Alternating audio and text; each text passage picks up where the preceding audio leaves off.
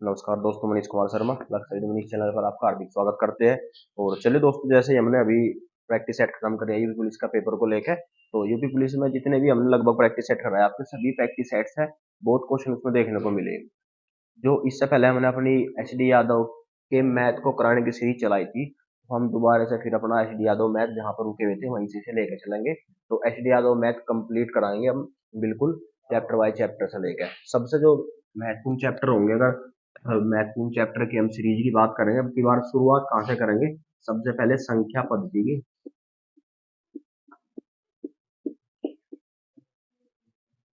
इसके बाद लैस है और मैस है,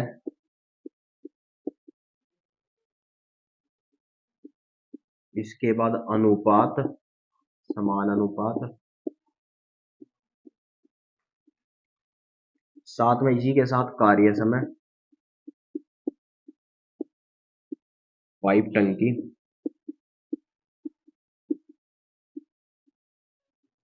मिश्र समानुपात,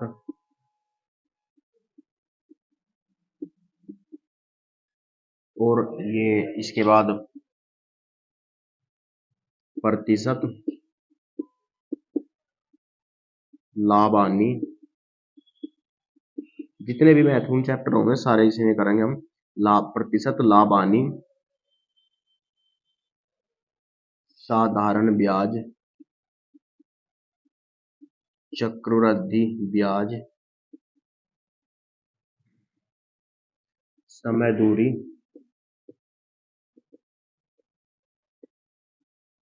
रेलगाड़ी, नाव धारा, क्षेत्रफल आयतन,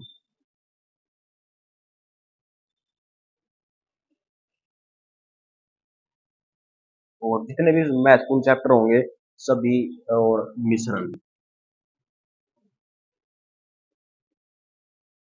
जितने भी महत्वपूर्ण सबसे ज्यादा अहम चैप्टर होंगे उन सभी की हम शुरुआत करेंगे। और अब की बार बिल्कुल चैप्टर बाय चैप्टर हम चलेंगे जैसा आपके मैथ में दिया गया है, और बिल्कुल सेम आपके मैथ से ही क्वेश्चन होंगे, क्योंकि पूरा मैथ ही पूरा कराना है अब की बार। ये नहीं है कि कहीं से कोई भी क्वेश्चन हमने करा दिया। प्रैक्टिस सेट में क्या था, हमने मिक्स क्वेश्चन कराया और उसमें से बहुत ज्यादा क्वेश्चन देखने को मिले आपके पेपर में। ऐसे ही अब की बार हम पूरा मैथ कराएंगे, पूरे मैथ का हम इसका एक एक कंसेप्ट कराएंगे, कोई भी इसमें आपका कोई टॉपिक नहीं छूटेगा। और चलिए दोस्तों, सबसे पहले जो हम शुरुआत करेंगे अब की बार संख्या पद्धति से शुरुआत करेंगे, नंबर सिस्टम से, क्योंकि पूरा का पूरा अगर मैथ आपका है वो सारा संख्याओं पर ही आधारित है। तो सबसे पहले शुरुआत बिल्कुल संख्याओं से ही करेंगे। और अगर बात संख्या की करेंगे, संख्या पद्धति चैप्टर की करेंगे, तो जैसे जैसे हम इसकी शुरुआत करेंगे तो केवल एक एक टॉपिक वाइज हम चलेंगे। अगर संख्या पद्धति की हम बात करेंगे तो संख्या पद्धति में हमें बहुत प्रकार की संख्याएं देखने को मिलेगी, जैसे सम संख्या, विषम संख्या, पूर्ण संख्या, भाज्य संख्या, अभाज्य संख्या, परिमेय संख्या, अपरिमेय संख्या,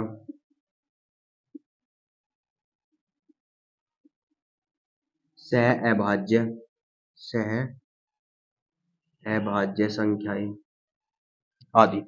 बहुत प्रकार की आपकी संख्याएं होगी दोस्तों, और जितनी प्रकार की संख्याएं होगी केवल एक बार ये ध्यान देंगे कि एक बार सबसे पहले हम संख्याओं पर ध्यान देंगे कि संख्याएं होगी क्या। सबसे इसमें एक और बच गया आपका प्राकृत संख्या, प्राकृत संख्या। देखो दोस्तों, सबसे पहले बात करेंगे हम, सबसे पहले प्राकृत संख्याओं के बारे में हम बात करेंगे। प्राकृत संख्याएं जैसे नेचुरल नंबर 1, 2, 3 और कहीं तक भी हम चले जाएंगे, ये प्राकृत संख्या है। पूर्ण संख्या की अगर अब की बार हम बात करेंगे, केवल पूर्ण संख्याओं की हम बात करेंगे, तो पूर्ण संख्या क्या होगी? संख्याएं एक से ना शुरू होकर जो संख्याएं 0, 1, 2, 3 से शुरुआत होगी, जिन संख्याओं की शुरुआत 0 से होगी, तो 0 से लेकर सभी संख्याएं पूर्ण संख्या होगी।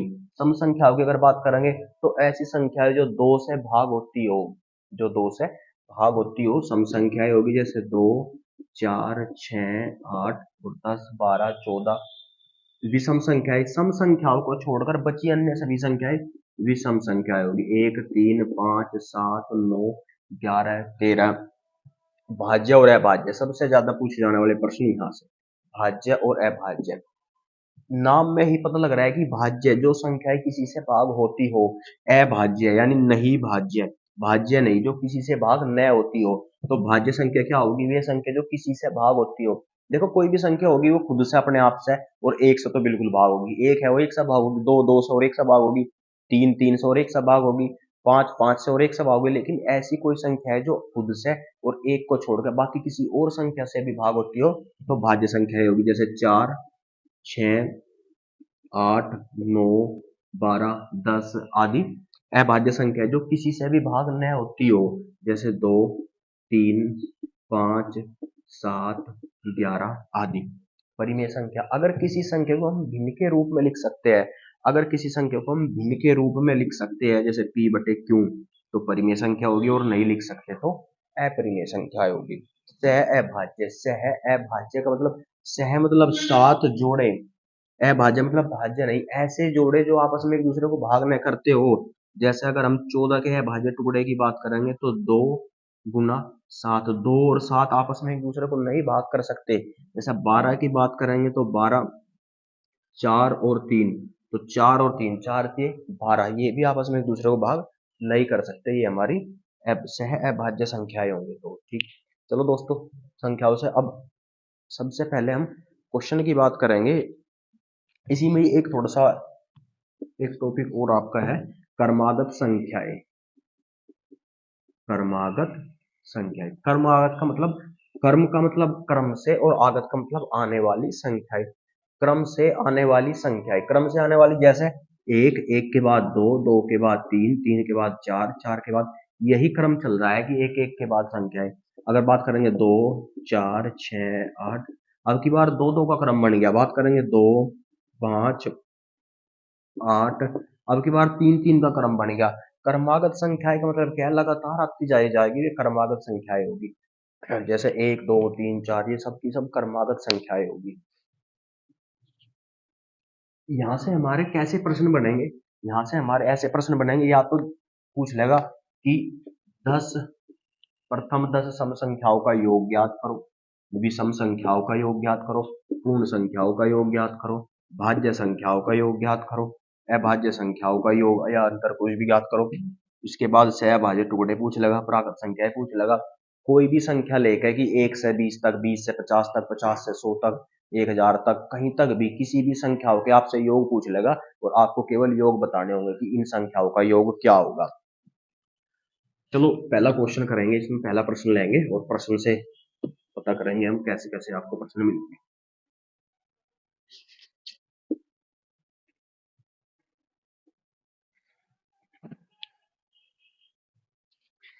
जैसे शुरुआत करेंगे तो बिल्कुल टाइप के आधार पर चलेंगे हम, और टाइप के आधार पर सबसे पहली जो टाइप बनेगी हमारी, वो बनेगी कर्मागत।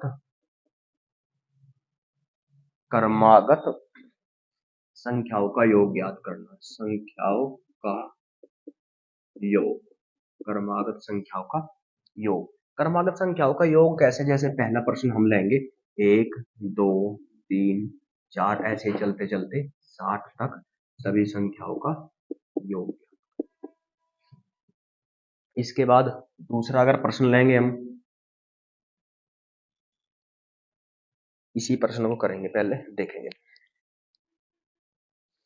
ये कह रहे हैं कि 1 से लेकर और 60 तक सभी संख्याओं का योग ज्ञात करना। योग ज्ञात कैसे करना? जैसे 1, 1 और 2 3, 3 और 3 6, 6 और 4 10, 4 10, 10 और 5 15, 15 और 6 21, 21 और 7 28, 28 और 8 36, ऐसे चलते जाएंगे, लेकिन 60 तक हमें योग ज्ञात करना।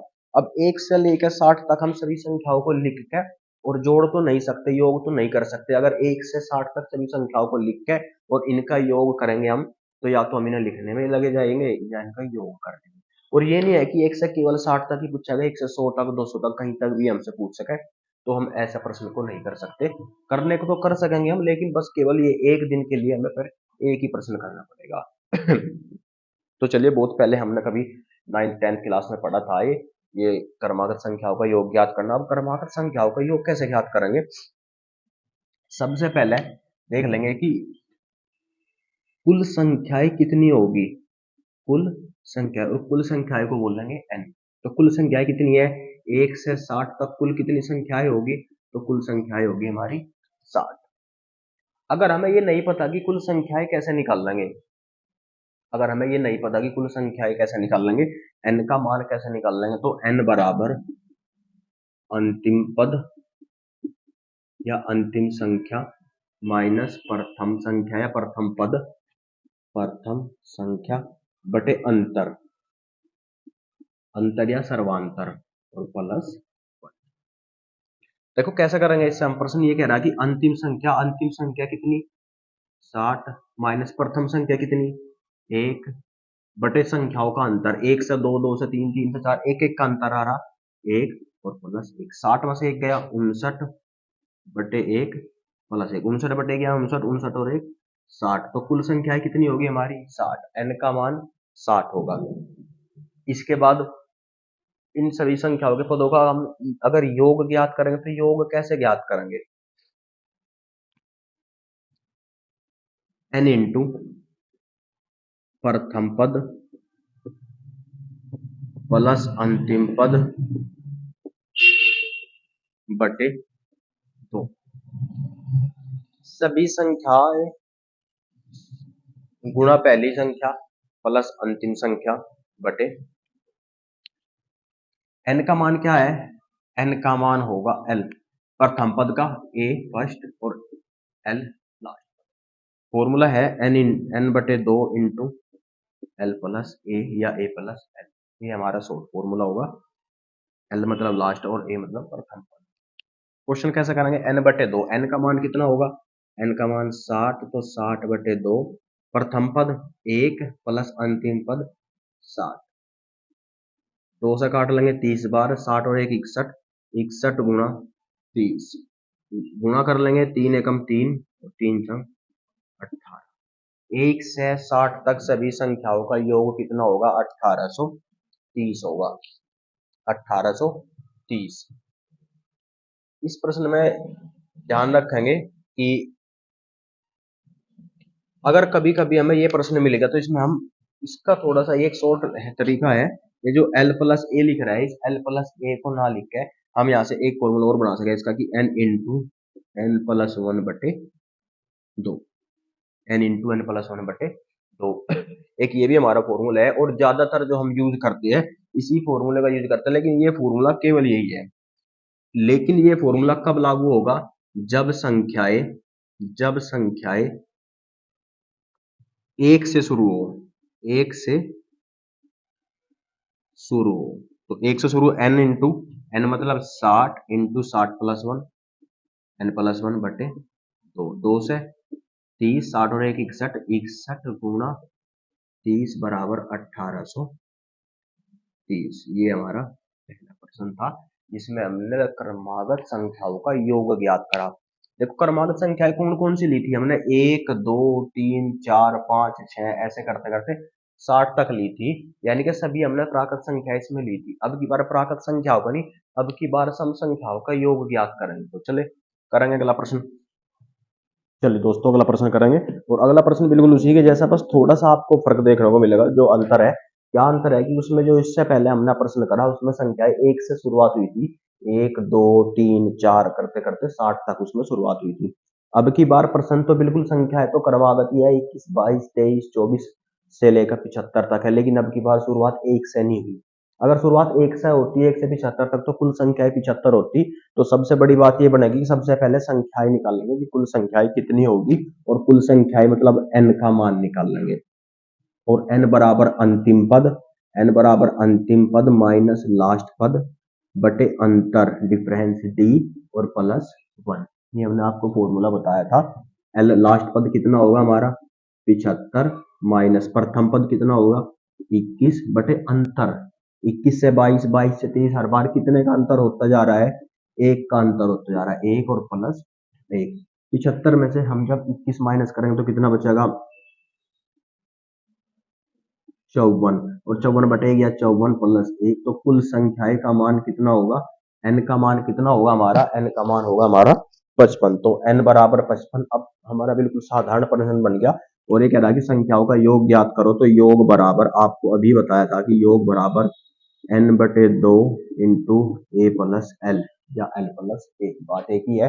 2 को 3 में जोड़ लो जब भी 5 होगा, और 5 को 3 में जोड़ो, 3 को 2 में जोड़ लो जब भी 5 ही होगा। तो n का मान कितना 55, 55/2 इंटू ए प्रथम पद 21 प्लस अंतिम पद 75, दोनों को जोड़ लेंगे। 55/2 5, 5 और 1 6, 7 और 2 9 गुना 55/2, 2 से काट लेंगे 48, 48 दूनी 96, अब बच गया 48 गुना 55, गुना कर लेंगे 8 ये 8 पंजे 40, जीरो हासिल लगे 4, और 8 पंजे 40 और 5 चौक 20, 40 और 20 60, 60 और 4 64, 4 हासिल लगे 6, और 5 चौक 20, 20 और 6 26, तो संख्याओं का योग 2640। प्रश्न बिल्कुल ऐसा ही था, बस थोड़ा सा फर्क ये था कि शुरुआत एक से ना होगा, अब की बार शुरुआत बीच में से कर दी, और उस बीच में से जब शुरुआत करेंगे तो सबसे ज्यादा बड़ी बात होगी कि कुल संख्या का मान निकालना। और कुल संख्याओं का मान निकालने के लिए क्या करेंगे, सबसे पहले n का मान निकालेंगे। n बराबर अंतिम पद में से पहला पद घटा के और दोनों सभी के अंतर को से भाग करेंगे, और उसके बाद एक जोड़ देंगे तो संख्याओं का मान निकल जाएगा। चलिए दोस्तों, अगला प्रश्न करेंगे।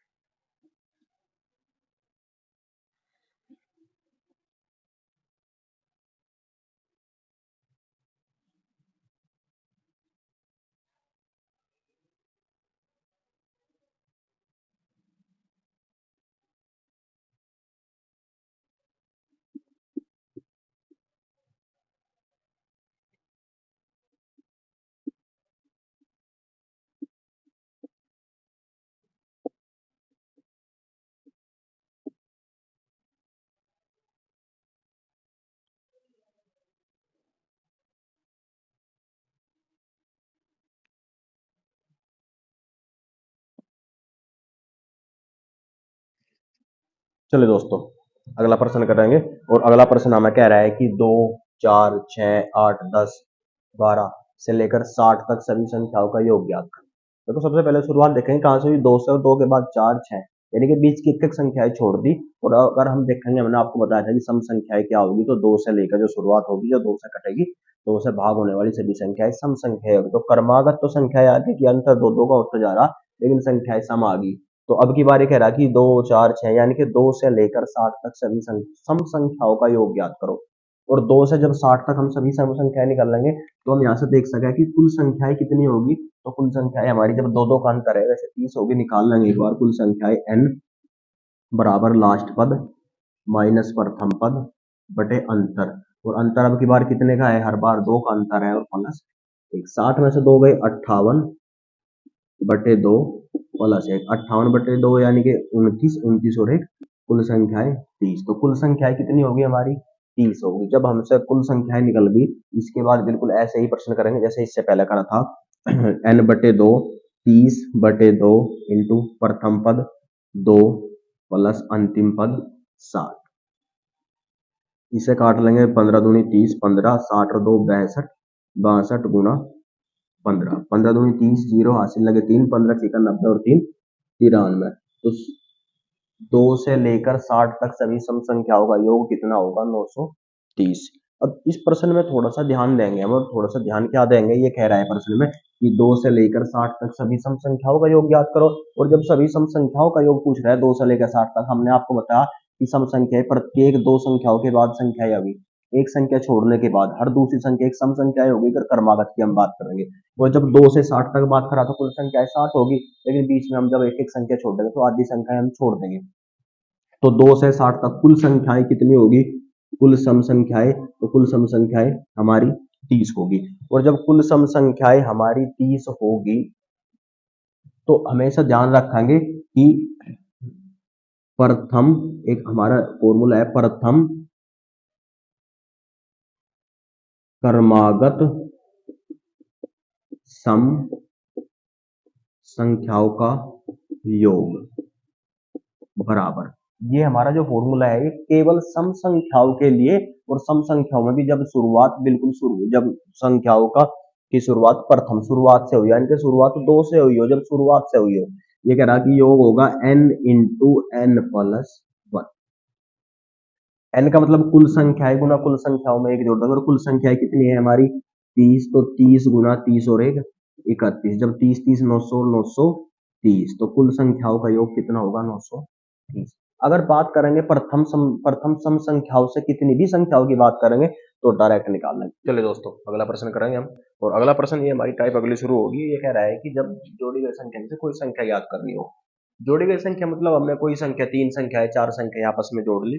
3 संख्याओं का योग, 4 का योग, 5 का योग, अगर कुछ भी योग करने के बाद, ऐसी किसी भी संख्या का योग करने के बाद उनमें से या तो बीच की संख्या या पहली संख्या या बाद की संख्या, कोई भी हमसे संख्या पूछ लेगा तो बताना कि वो संख्या कौन सी होगी। जैसे पहला क्वेश्चन कह रहा है कि 3 क्रमागत सम संख्याओं का योग 24 है। सबसे पहला क्वेश्चन को बिल्कुल पहला क्वेश्चन आराम से बेसिक से करेंगे। क्वेश्चन प्रश्न में कह रहा है कि 3 क्रमागत सम संख्याओं का योग 24 है।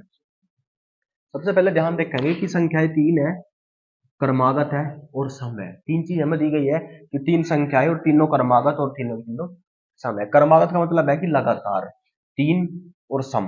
अब अगर पहली संख्या हमने x ले ली तो दूसरी संख्या हमने आपको बताया था, अगर सम संख्या की बात करेंगे तो हर दो संख्याओं के बाद सम संख्या, एक संख्या छोड़ के, जैसे 2, 4, 6, 8। विषम की बात करेंगे तो 1, 3, 5। तो सम में भी वही नियम और विषम में भी वही नियम। जब पहली संख्या x होगी तो दूसरी संख्या क्या होगी? x plus 2। उसमें 2 जोड़ देंगे। जिस किसी भी संख्या में, किसी सम संख्या में अगर 2 जोड़ देंगे तो अगली सम संख्या मिल जाएगी, और किसी विषम संख्या में 2 जोड़ देंगे तो अगली विषम संख्या प्राप्त होगी। और इससे अगली संख्या x प्लस 2 तो ये थी, और x प्लस 2 में 2 और जोड़ दिया तो हम यहां से बिल्कुल डायरेक्ट लिख सके कि x प्लस 4।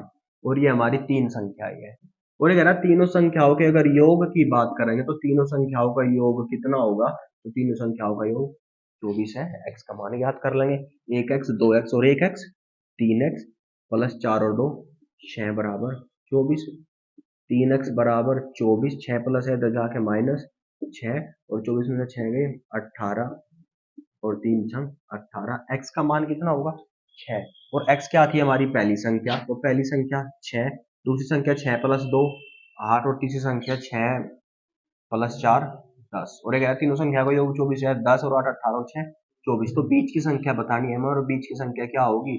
6 प्लस 2 या 8। ये हमारी बीच की संख्या होगी।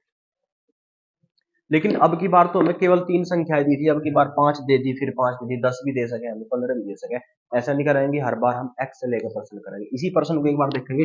ये कह रहा है कि तीन सम संख्याओं का योग 24 है, कि 3 सम संख्याओं का योग 24 है।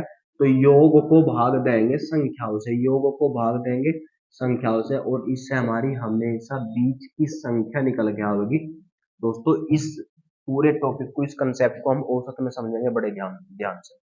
यहाँ क्या कह रहा है? अगर हम योग को संख्याओं से भाग देंगे, संख्याओं की कुल संख्या से भाग देंगे तो बीच की संख्या निकल कर आएगी। तो क्या करेंगे? योग को संख्याओं की संख्या से भाग कर लेंगे तो हमेशा बीच वाली संख्या निकल कर आएगी।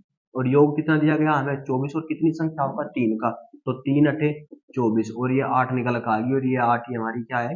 बीच की संख्या। और बीच की ही संख्या हमसे पूछा गया। थोड़ा सा प्रश्न में ध्यान देंगे, अगले प्रश्न में आसानी होगी। बीच की संख्या 8 आ गई, और ये कह रहा है कि इससे पहले अगर छोटी संख्या पूछता तो इससे पहली संख्या 8 में से 2 गई 6, और अगली पूछता तो 10। ऐसे ही अगला प्रश्न बिल्कुल डायरेक्ट करेंगे। ये कह रहा है 5 क्रमागत सम संख्याओं का योग 80 है। तो 80 बटे 5, 16 पंजे 80, यानी कि बीच की संख्या कितनी होगी हमारी? 16। हमारी जो बीच की संख्या निकल कर आ गई और 16 आ गई, और कुल संख्या 5 थी, तो 2 संख्या इससे पहले रही होगी और 2 इसके बाद। जब 2 इससे पहले रही होगी तो इसके पहली 14 और उससे पहली 12, इसके बाद 18 और इसके बाद 20। सबसे छोटी पूछ रहा है तो 12। अगला प्रश्न देख लेंगे बिल्कुल। ये कह रहा है 5 क्रमागत सम संख्याओं का योग 250 है। 5 क्रमागत सम संख्याओं का योग 250। 250 योग है कितनी संख्याओं का? 5 का। तो 5 पंजे 25। तो 5 पंजे 25, और बीच की संख्या क्या निकल गया हमारी? 50। जब बीच की संख्या हमारी 50 होगी तो, और ये कह रहा है सबसे बड़ी है छोटी? सबसे बड़ी संख्या में बतानी है तो 2 इससे पहली और 2 इसके बाद रही होगी। जब बड़ी बतानी तो इसके बाद चलेंगे। 50 के बाद 52, और 52 के बाद 54। तो सबसे बड़ी संख्या हमारी 54 होगी। चलिए अगले टाइप से कुछ और प्रश्न करेंगे। चलिए दोस्तों अगला प्रश्न करेंगे, और अगला प्रश्न, इससे पहले प्रश्न हमने सम संख्याओं से लेकर करे। अब की बार ये कह रहा है कि 3 क्रमागत विषम संख्याएं, 5 क्रमागत विषम संख्याएं। अब की बार विषम संख्याओं से हम प्रश्न करेंगे। देखो हमने आपको बताया था, अगर बात सम संख्याओं की होगी या विषम संख्याओं की होगी, जब भी कभी बात हम सम या विषम की बात करेंगे तो सम संख्या और विषम संख्याएं हर 2 संख्याओं के बाद में ही हमारी नई संख्या आएगी। जैसे हमने एक लिया, एक के बाद हमने दो छोड़ के तीन, तीन के बाद पांच, पांच के बाद सात। और अगर हम सम संख्या की बात करेंगे तो दो, दो के बाद चार, यानी कि हर एक संख्या छोड़ के सम और हर एक संख्या छोड़ के विषम। हम यहाँ से कैसे कहें कि अगर हमें सम संख्याएं निकालनी तो सम संख्या में हम दो दो जोड़ते चले जाएंगे, अगली सम संख्याएं मिलती आएगी। ऐसी अगर विषम संख्याएं निकालनी तो हर संख्याओं में हम दो दो जोड़ते चले जाएंगे तो हमें अगली विषम संख्याएं मिलती चली आएगी। चलिए प्रश्न देखेंगे, बिल्कुल ऐसे ही प्रश्न करेंगे। ये कह रहा है तीन क्रमागत विषम संख्याओं का योग 51 है। अगर पहली संख्या x तो दूसरी x प्लस दो और तीसरी x प्लस चार। और ये कह रहा है तीनों का अगर योग करेंगे तो कितना योग होगा? 51। एक दो तीन, तीन x प्लस चार और दो छह बराबर 51। छह इधर प्लस का इधर जाके माइनस को हो जाएगा, और जब माइनस होगा तो कितना बचेगा? 45। और 3x बराबर 45, x बराबर 15। 3x बराबर 45 और x बराबर 15। ये कह रहा है पहली संख्या हमारी 15, दूसरी संख्या 15 और 2 17, तीसरी संख्या 15 और 4 19, और बीच की संख्या हमें ज्ञात करनी है। तो बीच की संख्या कितनी होगी? 15 और 2 17। लेकिन इस प्रश्न को भी हम बिल्कुल ऐसे ही करेंगे जैसे इससे पहला प्रश्न हमने बिल्कुल डायरेक्ट करा था। ये कह रहा है कि तीन संख्याओं का योग, संख्या सम हो या विषम हो, जब तीन संख्याओं का योग दे दिया और संख्या क्रमागत है तो योग को डायरेक्ट संख्याओं की संख्या से भाग कराएंगे। ये कह रहा है तीन विषम संख्याओं का योग 51 है। 17 की 51 हमेशा बीच की संख्या निकल के आएगी, और प्रश्न में बीच की संख्या ही पूछा है तो डायरेक्ट आंसर होगा आपका 17। अगला प्रश्न कह रहा है कि पांच क्रमागत विषम संख्याओं का योग 145 है। 145 योग है पांच संख्याओं का, 5 दूनी 10 और 5 ने 45, तो बीच की संख्या 29। अगर बड़ी बतानी है तो आगे चलेंगे, छोटी बतानी तो पहले चलेंगे। ये कह रहा छोटी संख्या ज्ञात करो। जब बीच की संख्या 29 होगी और संख्याएं 5 है और ये बीच की संख्या तो दो इसके बाद आएगी, दो इससे पहले। छोटी बताना तो इसके पहले लेके चलेंगे और बड़ी बताना तो इसके आगे। छोटी संख्या में बताना तो छोटी संख्या -2 करेंगे 27, और इससे छोटी संख्या 25। तो सबसे छोटी संख्या बतानी थी तो सबसे छोटी संख्या हमारी 25। चलिए अगला प्रश्न साथ के साथ कह रहा है कि पांच क्रमागत विषम संख्याओं का योग 55 है। योग की बात कर रहा है कि 55 है और पांच संख्याओं का, तो बीच की संख्या 11 पंजे 55। और बड़ी संख्या में बतानी है, और जब बड़ी संख्या बतानी है तो इसी से अगली संख्या 13 और उसी से अगली संख्या 15, तो सबसे बड़ी संख्या हमारी 15। ये दोस्तों अगला प्रश्न था आपका। सम संख्याएं और विषम संख्याएं की अगर बात करेगा क्रमागत की तो इस तरीके से हम अपने प्रश्न करेंगे। चलिए दोस्तों अगला प्रश्न करेंगे, और ये कह रहा है जब अब इससे पहले जो हमने करा वो करा 1 2 3 से लेकर 60 तक, बीच में से लेकर हमने किसी भी संख्याओं का हमने योग ज्ञात करा। अब की बार उन्हीं संख्याओं के वर्ग या घनों का योग ज्ञात करेंगे। वर्ग कैसे? जैसे एक का वर्ग की अगर बात करें तो एक का वर्ग 1 प्लस 2 का वर्ग 4, 3 का वर्ग 9, 4 का वर्ग 16, और ऐसे ही 80 का वर्ग 6400। 80 का वर्ग 6400, तो ऐसे हमें वर्ग ज्ञात करना। अब सभी के वर्ग लिख के तो ज्ञात नहीं कर सकते हम, तो इसके लिए डायरेक्ट एक फॉर्मूला लिखेंगे हम वर्गों का योग, और वर्गों के योग का जो हमारा फॉर्मूला होगा n into n plus 1 into 2n plus 1 बटे 6। ये फॉर्मूला इसे नोट कर लेंगे। इस फॉर्मूले के बिना इस प्रश्न को करना बहुत बड़ा प्रश्न होगा। डायरेक्ट हम फॉर्मूले से करेंगे n into n plus 1 into 2n plus 1 बटे 6। n का मान क्या है? n बराबर होगा कुल संख्याएं, n बराबर कुल संख्याएं, और कुल संख्याएं कितनी है? 1 से लेकर 80 तक, तो कुल संख्याएं होगी हमारी 80। तो प्रश्न को करेंगे फॉर्मूले में रख के n into 80 plus 1, 80 plus 1 into 2n, 2 गुणा 80 प्लस 1 बटे 6। 80 80 और 1 81 गुणा 81, 80 दूनी 160 और 1 161 बटे 6। भाग कर लेंगे, जो भी भाग होगा 2 से काट लेंगे, 2 की 6 और 2 से 40, 3 से काट लेंगे 27 की 81। अब सबकी गुणा कर देंगे और गुणा करेंगे 40 27 27 चौका 108, 1080 गुणा 161। यही संख्याओं के वर्गों का योग होगा। और गुणा करने के बाद अगर गुणा कराएं तो इनकी गुणा कितनी होगी? 1738880। ये हमारा प्रश्न था। किसी भी संख्या के अगर वर्गों का हमें योग ज्ञात करना, 1 से लेकर 80 तक जहां तक भी हमें ज्ञात करना, सबसे पहले हम संख्याएं निकालेंगे। जैसा अगला प्रश्न है, एक बार यहीं कहीं देख लेंगे। ये कह रहा है कि अगले प्रश्न में 20 का वर्ग प्लस 21 का वर्ग प्लस 22 का वर्ग से लेकर 70 के वर्ग तक हमें योग ज्ञात करना। बिल्कुल यही फॉर्मूला लगाएंगे, लेकिन उससे पहले हमें n का मान निकालना होगा, और n का मान निकालने के लिए अंतिम पद माइनस प्रथम पद बटे अंतर, दोनों का अंतर 1 और प्लस 1। 70 में से 20 गए 50, 50 और प्लस 1 तो 50 और 1 51। n का मान कितना होगा 51। अब जहां भी हमने 80 रखे हैं, यहाँ 80 की जगह हम 51 रख लेंगे, बिल्कुल सेम क्वेश्चन होगा। तो 51 गुना 51 और 1 52 गुना 51 दूनी 102 और 1 103 बटे 6। इसे कर लेंगे दोस्तों, आंसर दीजिए इसका कमेंट्स में। चलिए अगला प्रश्न करेंगे। चलो दोस्तों अगला प्रश्न करेंगे। अब की बार जो हमारा प्रश्न है, वर्गों से आधारित प्रश्न हमने कर लिया अभी। अब की बार हमारा प्रश्न होगा घनों पर आधारित, और घनों पर आधारित करने के लिए बिल्कुल सेम वही प्रक्रिया रहेगी, लेकिन सबसे पहले हमें n का मान निकालना पड़ेगा। n मतलब टोटल संख्या है, कुल अंक। 1 से 10 तक है तो कुल संख्या हमारी 10 ही होगी, और निकालना हमने आपको बताया था सबसे पहले, वीडियो को शुरुआत से देखेंगे n का मान निकालने के लिए। इसके बाद कह रहा कि घनों का योग, नोट करके लिख लेंगे कि घनों का योग बराबर, घनों का योग बराबर n इंटू n प्लस 1 बटे 2।